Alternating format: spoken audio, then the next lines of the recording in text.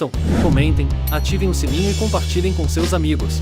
Desde já agradeço cada um de vocês. Sigam-me nas redes sociais, em Instagram, Facebook e TikTok.